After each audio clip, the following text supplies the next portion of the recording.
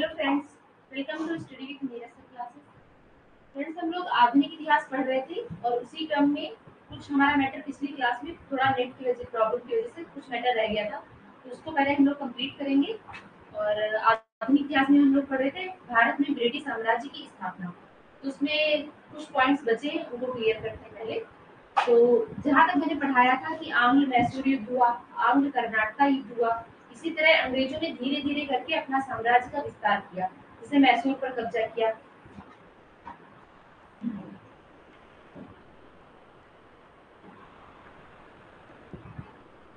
जैसे हमने बताया था कि हमारे भारत का दक्षिणी छोर है, और यहाँ पर हमने बताया था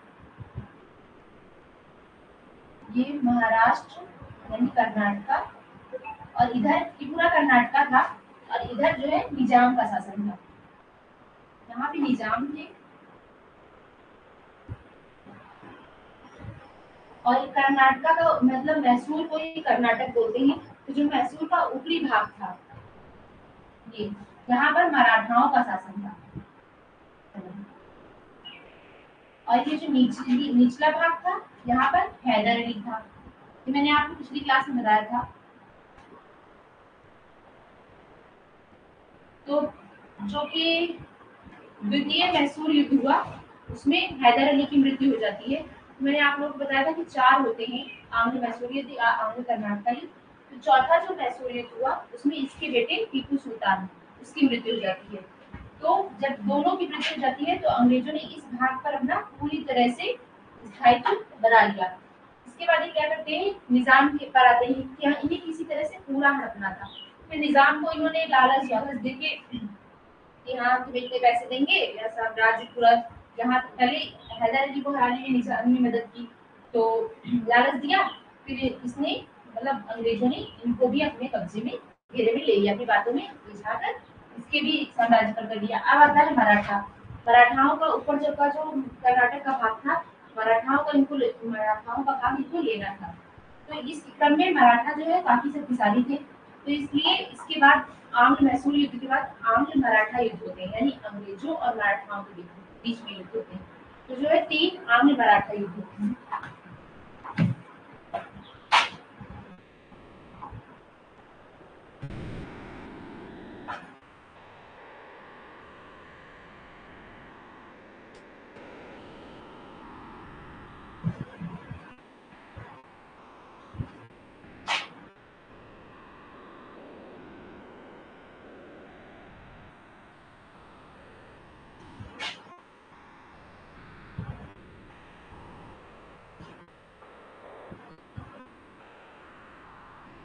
मराठा कहीं ना कहीं जीत जाते, क्योंकि काफी शक्तिशाली थे, परंतु हैदर अली को हराने के लिए मराठाओं और निजाम ने उसका साथ दिया था, अंग्रेजों का।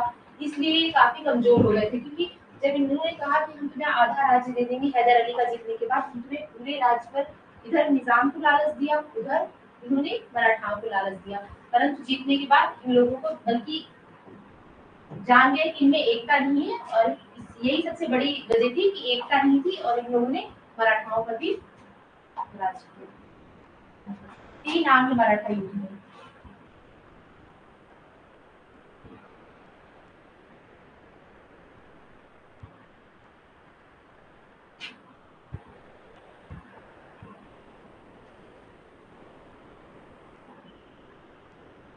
तीन आंग्ल मराठा युद्ध हुए, जिनमें से पहला युद्ध जो है 1775 से 1782 के बीच में हुआ, अंग्रेजों और मराठाओं के बीच में। इसमें क्या होता है, पहले युद्ध में तो हार जाती है अंग्रेज, जो है ईस्ट इंडिया कंपनी हमारी हार जाती है, तो उनकी ईस्ट इंडिया कंपनी हार जाती है।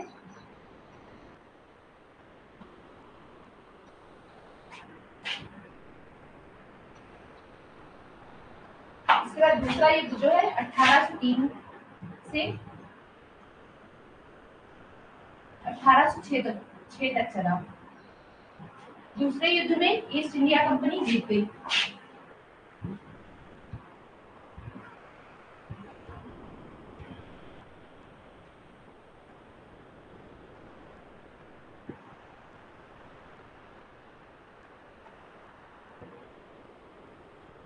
जब दूसरा युद्ध होता है, तब जब ईस्ट इंडिया कंपनी जीत जाती है, तो इसमें मराठा जो है काफी कमजोर पड़ जाती है।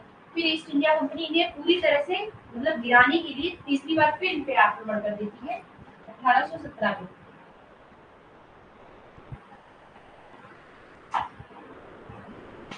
1817 से 1818 तक इसमें क्या होता है, ईस्ट इंडिया कंपनी फिर से जीत जाती है और यहाँ पे मराठाओं को पूरी तरह से उनका समाप्त मतलब उनको समाप्त कर देती है।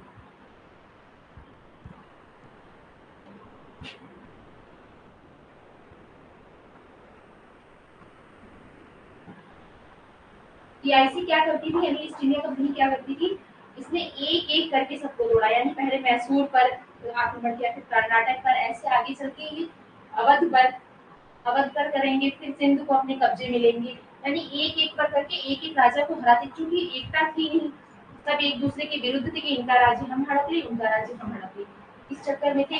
तो ये इन्होंने एक एक करके सबको हरा दिया। तो इतना आप लोग लिखिएगा पहले, तीन आंग्ल मराठी।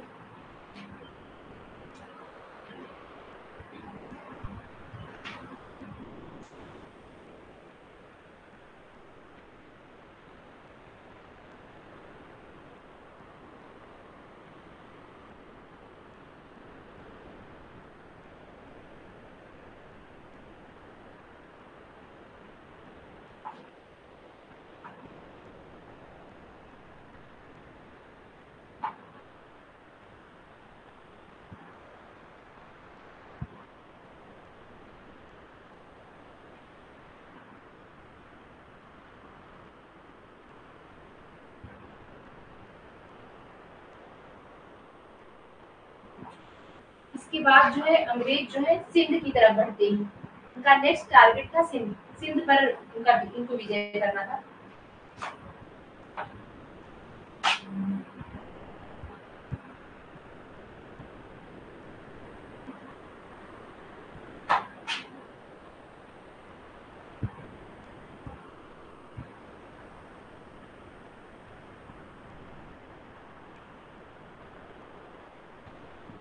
अंग्रेजों ने सिंध पर ही क्यों आक्रमण किया, इसका कारण था कि जो हमारे दो महाद्वीप है, एक तो हमारा खुद का एशिया महाद्वीप, जो कि विश्व का सबसे बड़ा महाद्वीप है, एशिया महाद्वीप और यूरोप महाद्वीप, दो महाद्वीप थे जिनमें जो अंग्रेज रह रहे थे, यानी अंग्रेज और रूसी, रूस के लोग जो थे उनको रूसी बोलते थे, अंग्रेज और रसियन जो रह रहे थे, इन दोनों में युद्ध चल रहा था। तो कहीं ना कहीं अंग्रेज जो है ज्यादातर युद्ध जो होते थे उनमें अंग्रेज जो रसियन लोग थे उनसे हार रहे थे। तो अंग्रेजों को डर था कि कहीं ईरान के रास्ते अफगानिस्तान होकर ये जो है सिंध पर कब्जा ना कर ले, क्योंकि अगर सिंध बहुत ही मजबूत वो था एक साम्राज्य, तो अगर यहाँ पर कब्जा कर लेते तो जो हमारा यहाँ भारत में जिस तरह से अंग्रेजों ने अपनी पकड़ बना ली थी, ये बहुत ही मतलब उनके लिए खतरनाक हो जाता। तो सिंध पर इन्होंने क्या किया, 1843 में चार्ल्स नेपियर एक अंग्रेज था,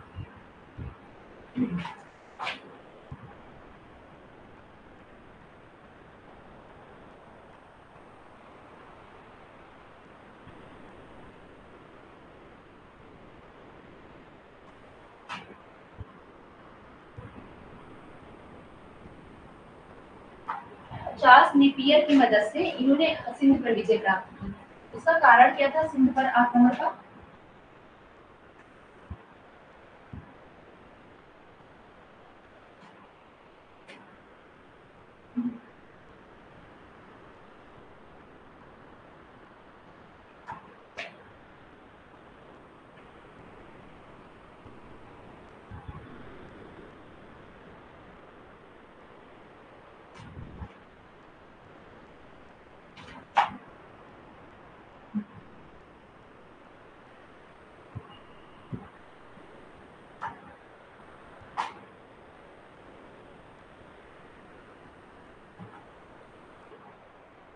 एशिया तथा यूरोप में जो युद्ध चल रहा था,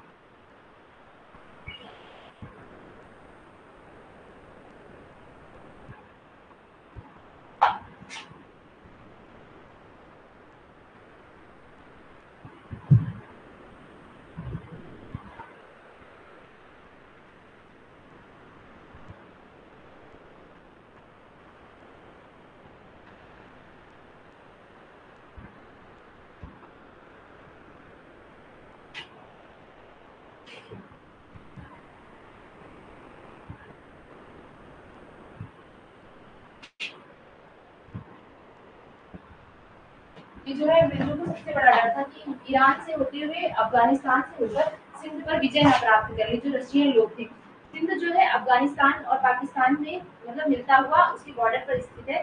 आप लोगों ने पढ़ा होगा सिंधु नदी, तो जो सिंध प्रांत है यहीं पे सिंधु नदी है। सिंधु, झेलम, चिनाब, हसनी, ये सब सुना होगा, पाकिस्तान में पड़ती है नदियाँ।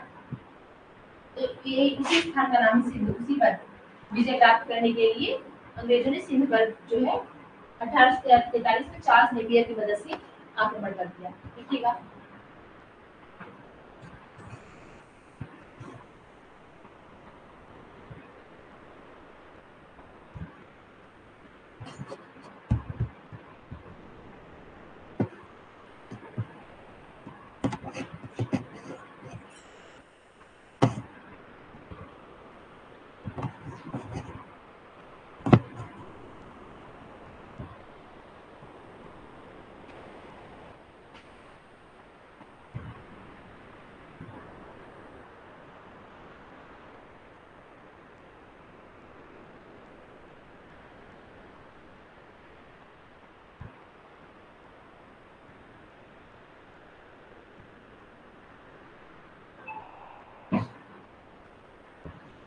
इसके बाद सिंध पर विजय प्राप्त करने के बाद अंग्रेज जो है उसी के साइड साइड यानी कि पाकिस्तान के जो बॉर्डर है पाकिस्तान का, पंजाब से भी लगता है।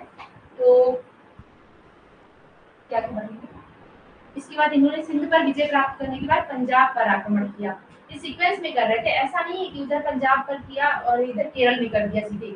इस लाइन से कर रहे थे, जैसे पहले उधर अफगानिस्तान की तरफ सिंध पर किया, पंजाब, गुजरात, महाराष्ट्र, गोवा ऐसे करके कर रहे थे कब्जा, एक एक को मतलब गिरा के, ताकि उसके बगल वाली जो अन्य शक्तियां हैं उनको मतलब कुछ ऐसा डर ना हो, एक एक को धीरे धीरे करके समाप्त कर रहे थे। तो इसके बाद इन्होंने पंजाब पर विजय प्राप्त की।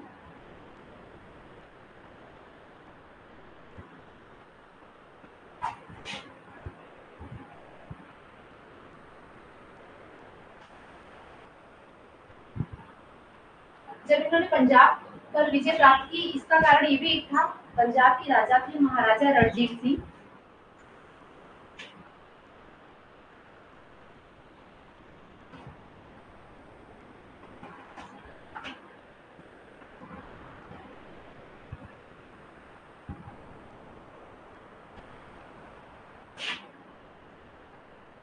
ये काफी शक्तिशाली राजा था। जब तक इसका शासन रहा, अंग्रेजों को मतलब इतनी हिम्मत नहीं हुई कि हाँ इस पर मतलब पंजाब पर आक्रमण कर दे। पर महाराजा रणजीत सिंह की 1839 में मृत्यु हो जाती है अचानक।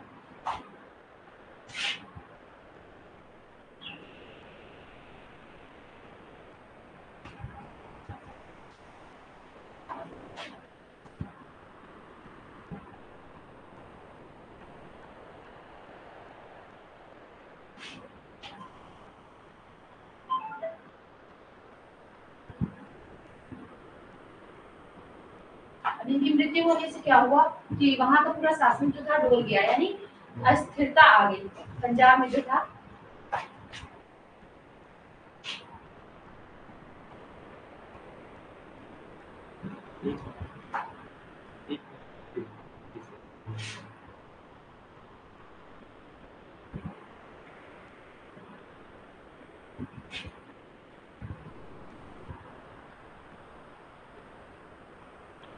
रणजीत सिंह की मृत्यु होने से पंजाब में जो है अस्थिरता आ जाती है। इसलिए एक ये भी कारण था कि हाँ इनको पता चल गया था कि पंजाब जो है अब काफी कमजोर हो चुका है, अब इस पर राजा भी खत्म हो गया, वहां पे किसी का कोई शासन नहीं है, तो आम जनता पर जो है अच्छे से मतलब आक्रमण करके अपना कब्जा किया जा सकता है। तो देखिएगा इसको,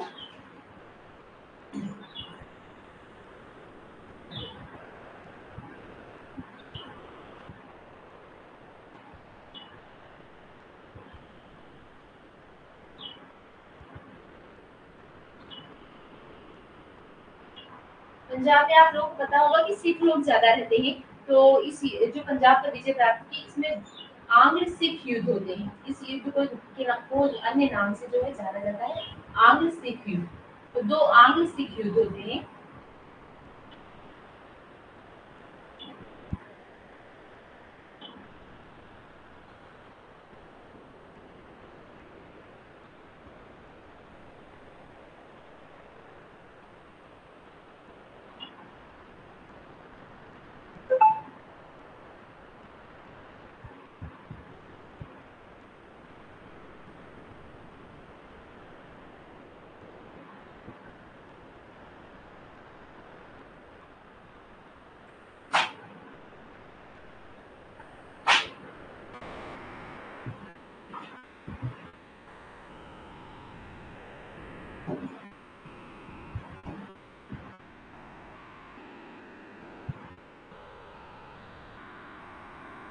प्रथम आंग्ल सिख युद्ध।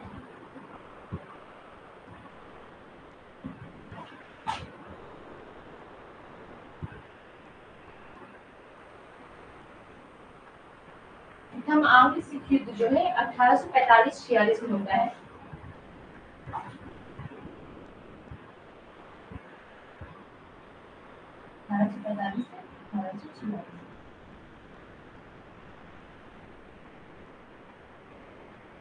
इसमें क्या होता है, सिख जो है अंग्रेज चूंकि पहले से काफी मजबूत, तो यहाँ पे कोई राजा तो था नहीं, इसलिए सिख लोग हार जाते हैं।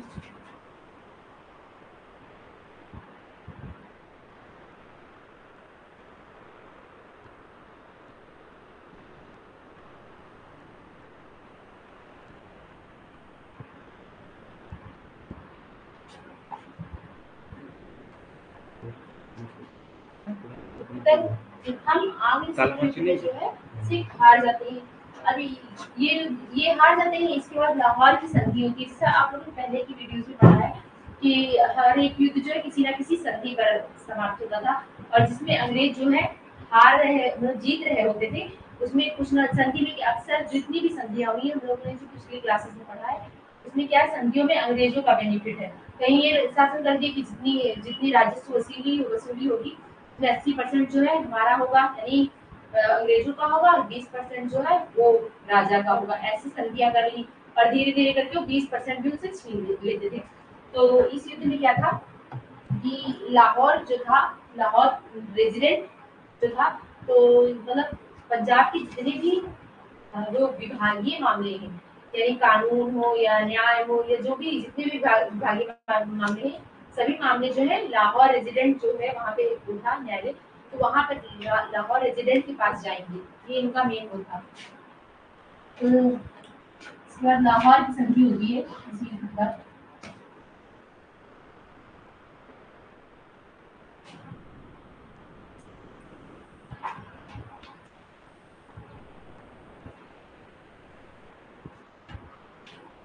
संधि में क्या था कि पंजाब के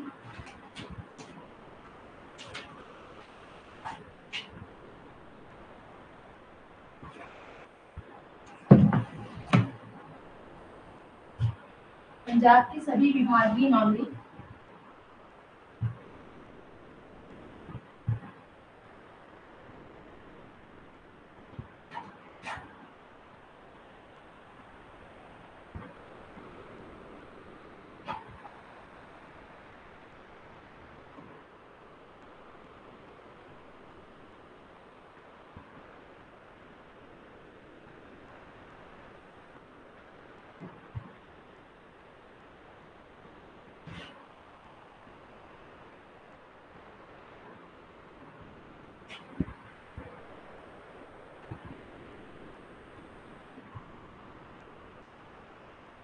लाहौर की संधि में था कि पंजाब के सभी विभागीय मामले जो है ये लाहौर रेजिडेंट के पास जाएंगे, ठीक है।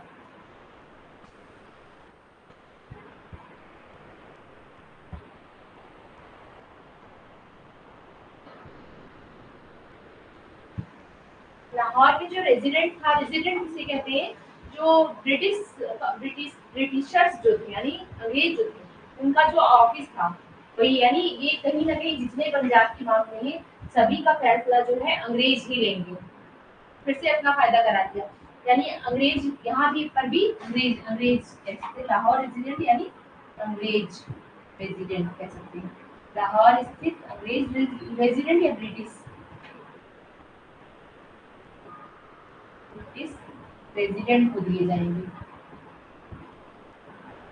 ये था, ताकि वो जो अंग्रेज है वो अपने हिसाब से ही फैसला ले सके जो भी मामले आए। ठीक है।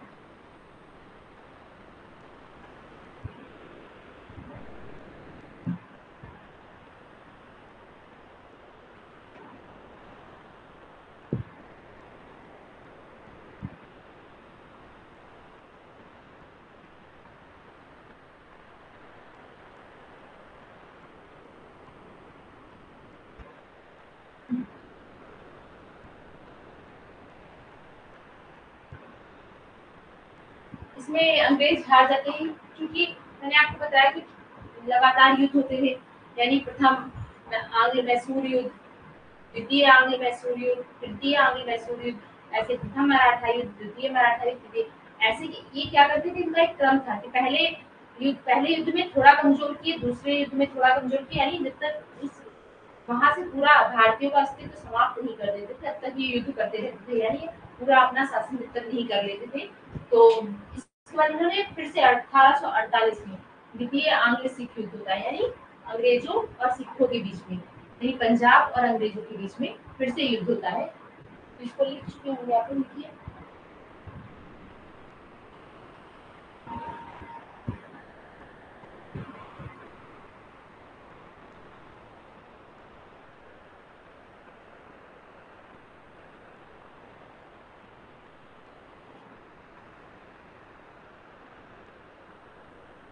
इसके बाद होता है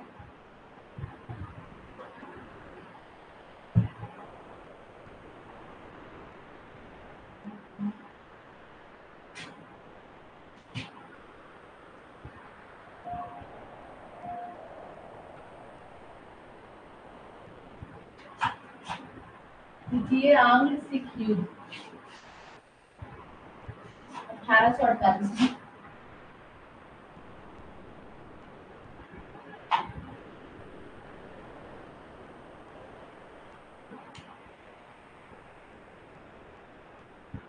अठारह सौ अड़तालीस में इसमें फिर से जो है सिख हार जाते हैं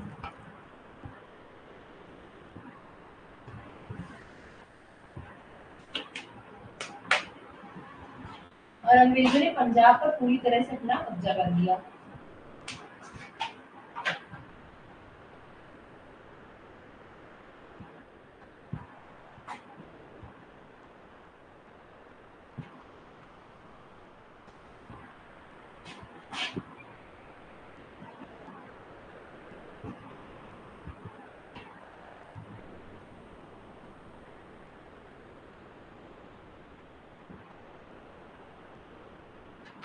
ठीक है।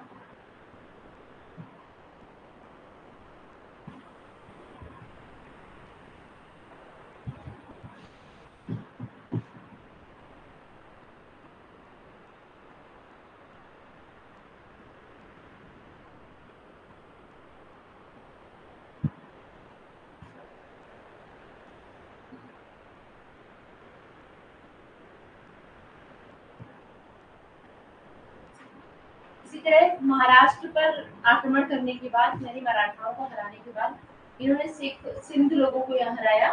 सिंध पर इन्होंने आक्रमण किया। इसके बाद पंजाब, तो पंजाब पर इन्होंने अपना आक्रमण कर लिया। इसके बाद इन्होंने क्या किया, अवध की तरफ। अवध में क्या था, वाजिद अली शाह, नवाब वाजिद अली शाह बहुत ही ज्यादा मतलब ताकतवर योग्य शासक था। तो इन्होंने उसको मतलब जब हरा नहीं पाए, इन्हें लगा कि वो बहुत ही ताकतवर शक्ति है, उसे नहीं हरा सकते। तो कुशासन के आधार पर, यानी कि अच्छा शासक नहीं है, कुशासक है, यानी कु मतलब होता है, यानी अगर किसी वर्ड के आगे कु लग जाए यानी वो बहुत गलत शासक, अच्छा शासक नहीं है। तो कुशासन के आधार पर ये पहला भारत में एकमात्र ऐसा मतलब नवाब या राजा था जो कुशासन के आधार पर उसे गद्दी से हटा दिया गया था। तो ब्रिटिशर्स जो थे, यानी ये ऐसी ईस्ट इंडिया कंपनी, अवध का विलय पढ़ेंगे इसके बाद। अवध,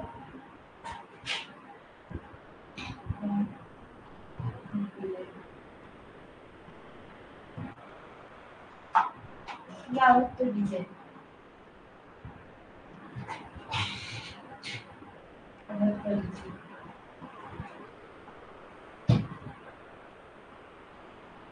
पंजाब के बाद उनका नेक्स्ट टारगेट जो था वो अवध पर विजय करना था। 1856 में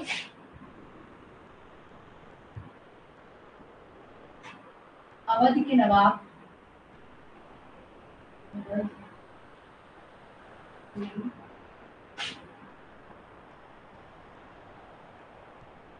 वाजिद अली शाह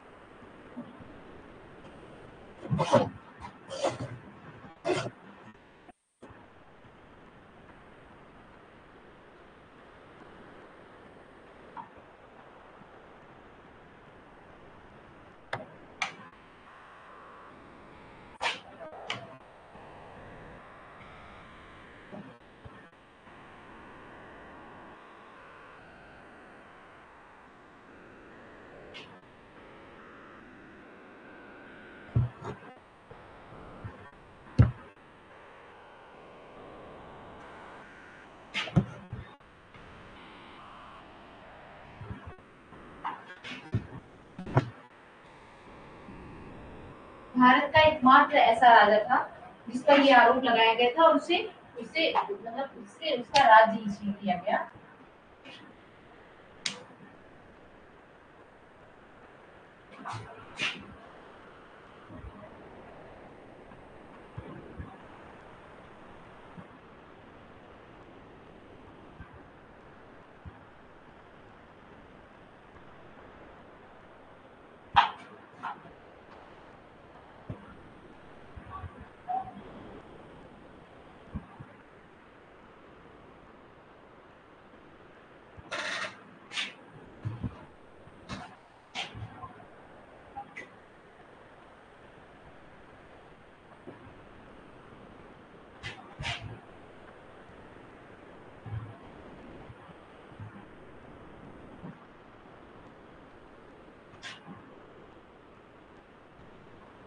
लिखिएगा।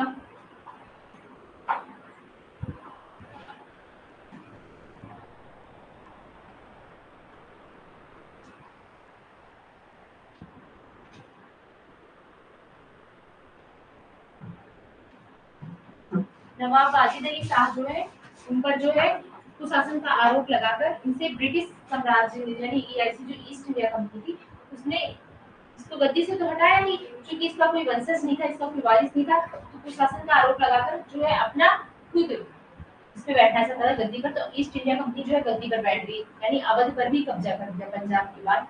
देखिएगा।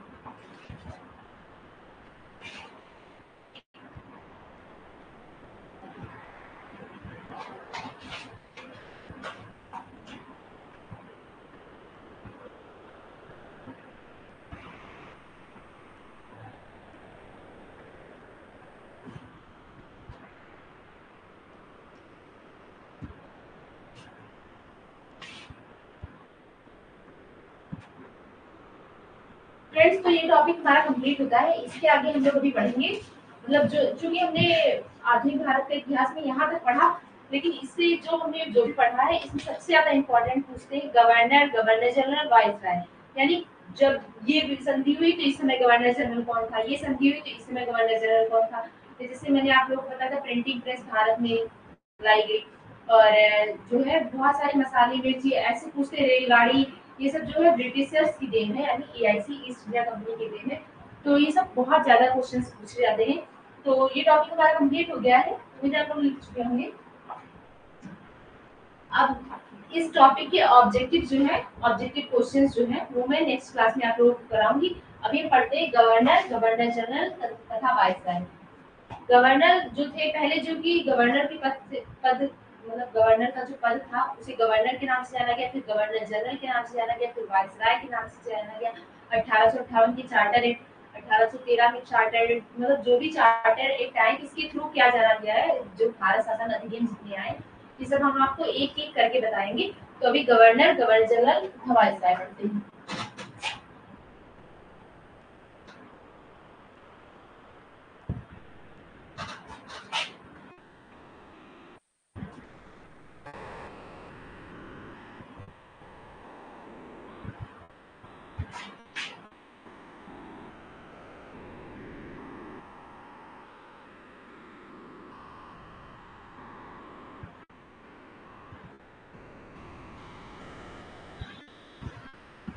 ये गवर्नर, गवर्नर जनरल, वाइसराय, ये नाम जो है कब कब कैसे चेंज हुए वो हमारे पॉलिटी के उसमें आते हैं सब्जेक्ट में।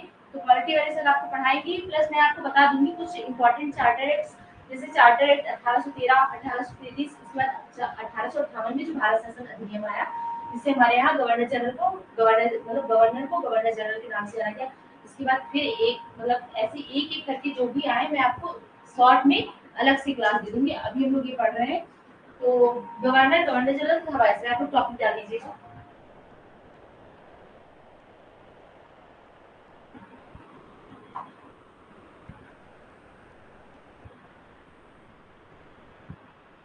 तीन चार क्वेश्चंस जो पूछे जाते हैं एग्जाम में बहुत ही ज्यादा कंफ्यूजिंग, जैसे पूछा जाता है भारत का प्रथम गवर्नर, भारत का प्रथम गवर्नर जनरल, भारत का प्रथम वाइसराय और बंगाल का गवर्नर। ये चार क्वेश्चंस ऐसे हैं जो बहुत ही कंफ्यूजिंग होते हैं, तो इनको एक सीक्वेंस में करके आप लोग लिख लीजिएगा।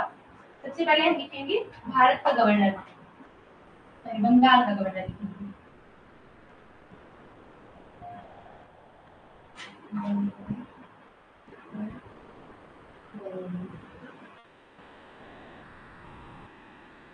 बंगाल का गवर्नर जो था रॉबर्ट क्लाइव। कोई कोई वॉरेन हेस्टिंग्स भी, जैसे ऐसे क्वेश्चंस आते हैं तो बहुत कंफ्यूजिंग लगता है, वॉरेन हेस्टिंग्स होगा, बट ऐसा नहीं, वो भारत का गवर्नर था रॉबर्ट क्लाइव। एक ही जगह पे आप लोग लिखेंगे चारों चीजें तो आपको क्लियर रहेंगी। वैसे अलग से मैं जब एक एक गवर्नर जनरल के बारे में पढ़ाऊंगी तब तो लिखाऊंगी, बट एक जगह लिखने से काफी बेनिफिट होगा। इसमें बंगाल का गवर्नर जनरल, बंगाल का गवर्नर पढ़ लिया, बंगाल का गवर्नर जनरल।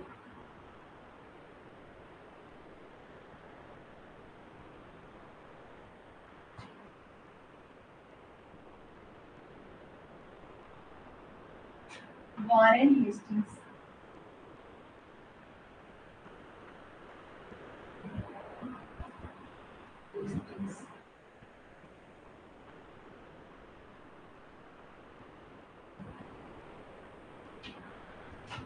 ये हेस्टिंग्स है ना, दिख रहा हो तो मैं बोल ही दे रही हूँ, हेस्टिंग्स पूरा साइड हो गया। इसके बाद में पढ़ेंगे भारत का गवर्नर जनरल। बंगाल का पढ़ लिया, भारत का गवर्नर जनरल।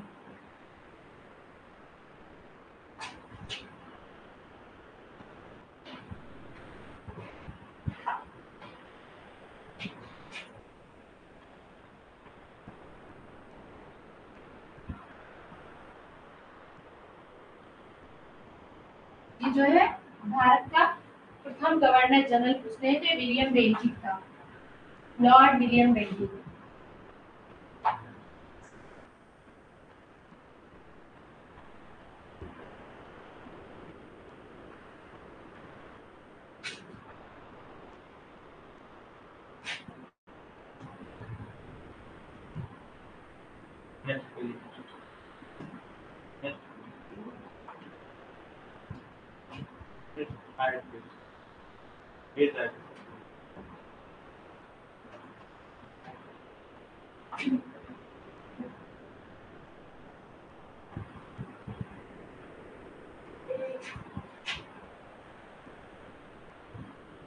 भारत का गवर्नर जनरल,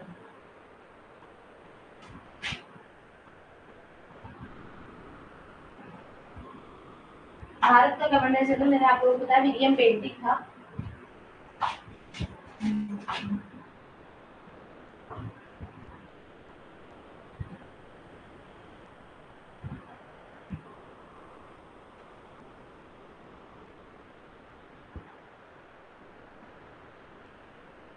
भारत का गवर्नर जनरल विलियम बेंटिक था। इसके बाद पूछता है भारत का प्रथम वायसराय। भारत का प्रथम वायसराय लॉर्ड कैनिंग था।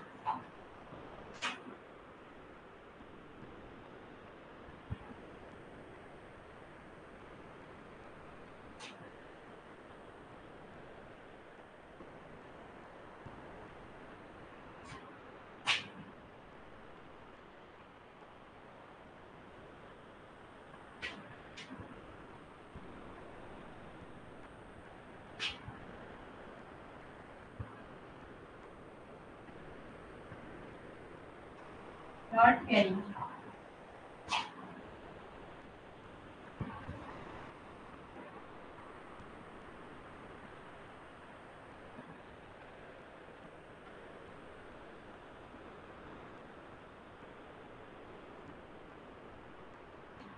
एक बार जो पीछे पॉइंट मैंने तो लिखवाया है फिर से लिख लीजिएगा, क्योंकि वहाँ पे थोड़ा वो शेडो आगे से नहीं दिख रहा है।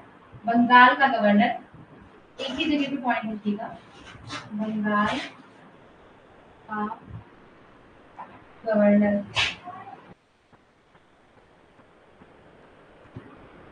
बंगाल का गवर्नर जो है रॉबर्ट क्लाइव,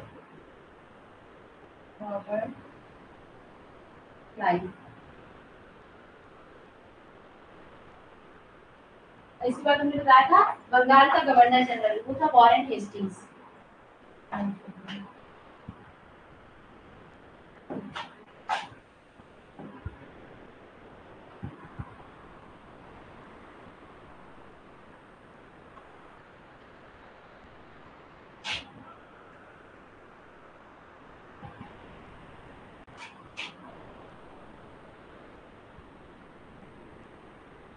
बंगाल का governor general Warren Hastings. Warren Hastings.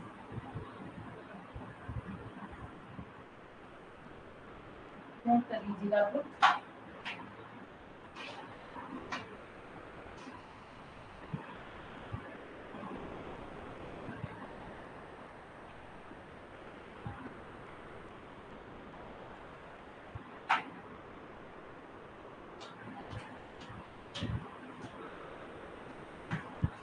सबसे पहले जो गवर्नर आया तो बंगाल का गवर्नर बनकर आया। इसके बाद कुछ रूल एक्ट्स आए जिससे 1833 का। इसके बाद बंगाल का गवर्नर जो पद था इसको बंगाल के गवर्नर जनरल के पद के नाम से जाने लगा। इसके बाद जो है भारत का गवर्नर जाने लगा इसको। भारत का गवर्नर जनरल, सॉरी, बंगाल का गवर्नर जनरल, भारत का गवर्नर जनरल। इसके बाद लास्ट में भारत का वायसराय। लास्ट में वही पद जो है भारत का वायसराय के नाम से जाना गया। क्योंकि सबसे पहले जो है ये बंगाल का गवर्नर पद आया था तो इसे रॉबर्ट क्लाइव को भारत में अंग्रेजी शासन का जन्मदाता के नाम से भी जाना जाता है। नेक्स्ट पेज में लिख लीजिए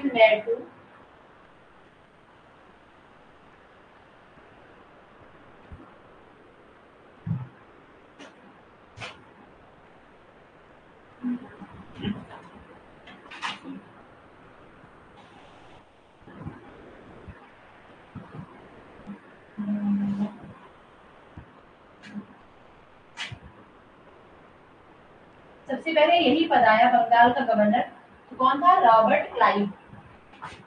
रॉबर्ट क्लाइव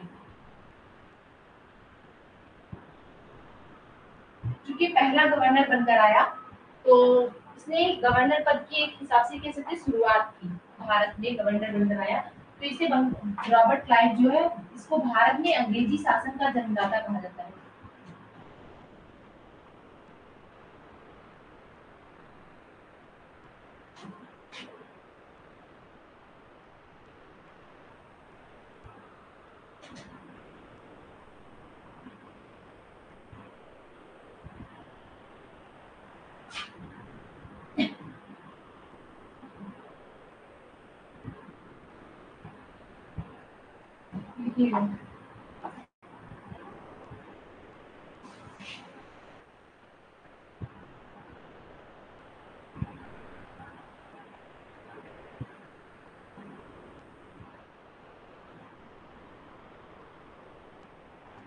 रॉबर्ट क्लाइव के बाद हमारे यहाँ लॉर्ड क्लाइव एक गवर्नर जनरल है जो आया। अंग्रेज मतलब अंग्रेज जो है वो गवर्नर जनरल बनकर आया। लॉर्ड क्लाइव, ये लिख लेते हैं, लॉर्ड क्लाइव। इसको हम लोग इसलिए पढ़ रहे हैं क्योंकि भारत में जो द्वैत शासन था, यानी अंग्रेज भी शासन करेंगे और भारतीय भी करेंगे, द्वैत शासन जो था इसकी शुरुआत लॉर्ड क्लाइव ने की थी।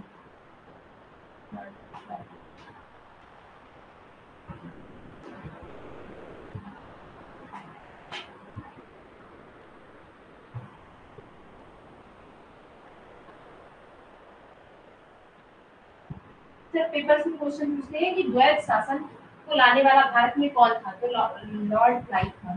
द्वैत शासन, भारत में द्वैत शासन का जन्मदाता।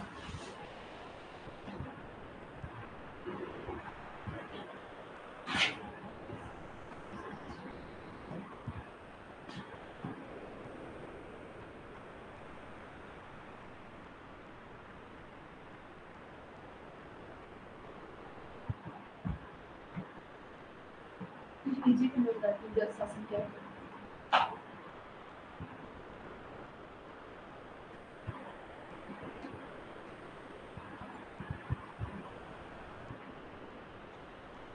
द्वैत शासन के अंदर क्या था कि अंग्रेज जो है वो सारे मामले, जितने विभागीय मामले यानी सैन्य संरक्षण, विदेशी मामले, राजस्व विभाग, यानी सारा कुछ सब कुछ जो है अंग्रेज करेंगे और भारतीय क्या करेंगे?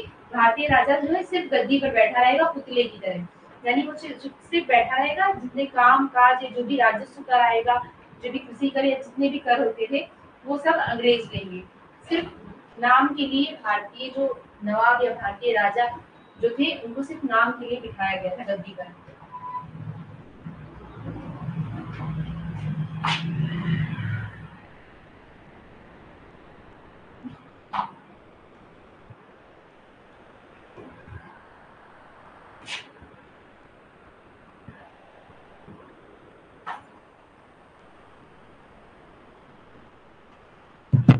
में क्या था, एक तरफ थे अंग्रेज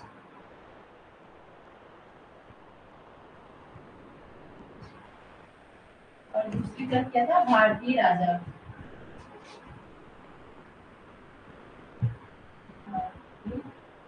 शासक लिख सकते हैं। तो अंग्रेज जो थे, अंग्रेज क्या करेंगे,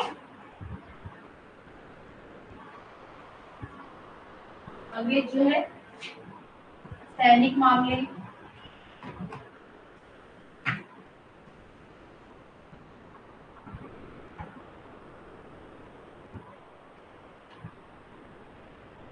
विदेशी मामले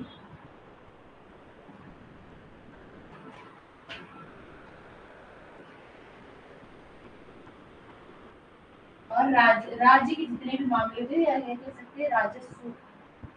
हाँ। अच्छा, ये जो है अंग्रेज देखेंगे और भारतीय राजा क्या करेगा, सिर्फ शासन करेगा, यानी सिर्फ गद्दी पर बैठेगा। शासन तो एक हिसाब से यही सब कर रहे थे, गद्दी पर बैठेगा।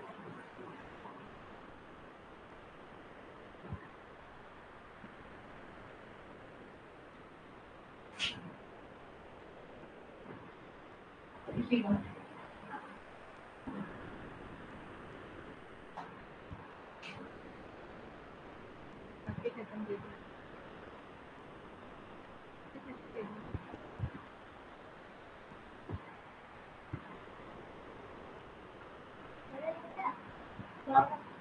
हम कोई काम नहीं करते तो बता दीजिए।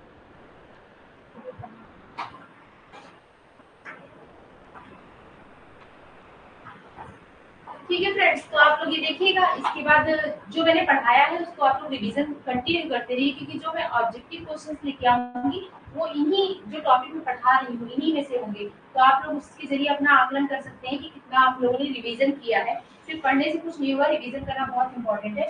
तो आज रखते हैं, इसके आगे हम नेक्स्ट क्लास में और गवर्नर जनरल के बारे में पढ़ेंगे। किसने रेल व्यवस्था शुरू की, किसने डाक व्यवस्था शुरू की, किसने जो है प्रिंटिंग प्रेस लाया, ये सब हम नेक्स्ट क्लास में देखेंगे। तो आज के लिए इतना रखते हैं। Thank you.